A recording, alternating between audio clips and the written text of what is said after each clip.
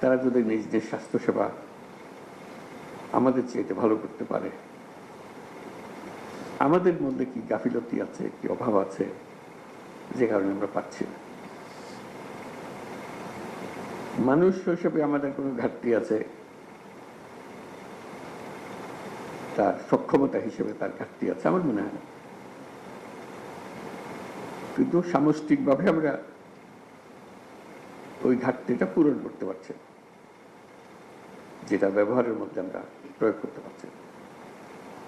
তো সেটাই নিজেদের কাছে আত্মজিজ্ঞাসা যে কিভাবে করলে আমরা এটার থেকে পরিত্রাণ পাব।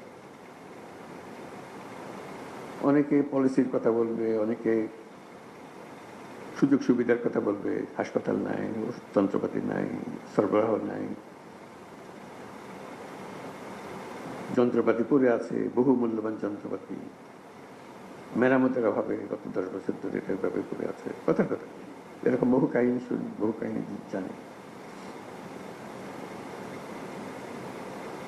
সেগুলো ওভাবে থেকে যাবে, যেহেতু আমরা আর কোনো প্রশ্ন তুলছি না এই ব্যাপারে, এটা সেটেল ফ্যাক্ট, ওইভাবে হয়।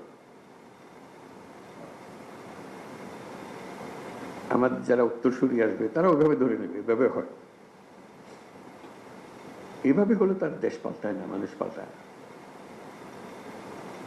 মানুষ পাল্টায় যখন আমরা প্রশ্ন তুলি কেন হবে, এই প্রশ্নটা নিজেদের কাছে জিজ্ঞাসা করার জন্য আমরা সবাই করছি, কেন হবে।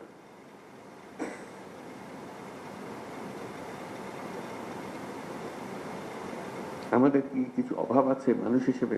আমরা কি অধম একটা জাতি? আমাদের সমস্ত কিছু আইন কাঠামো, নীতিমালা, যন্ত্রপাতি, দালান, যা কিছু আছে তা দিয়ে কি এর চেয়ে ভালো কিছু করা যাবে না, এরকম মনে হয়? আমার তো মনে হয় না। আমি আবারও বলছি, কিছু পরিবর্তন হচ্ছে না। মেশিন ভাঙা পড়ে আছে, যেখানে যেটা থাকার কথা সেটা নাই, ইত্যাদির মধ্যে শুধু একটা মহা সুযোগ পেয়েছি,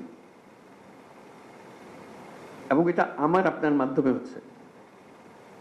আমরা এই প্রবাহের মূল চালিকা শক্তি। আমাদের ছেলে মেয়েরা, বাচ্চারা এখনো নাই, ওরা আসবে, ওরা দেখবে। যারা আমাদের থেকে বয়সে বড় তারা চলে গেছে বা কর্মক্ষেত্রে নেই, আমাদের হাতে এটা, এই পরিবর্তনের জোয়ার।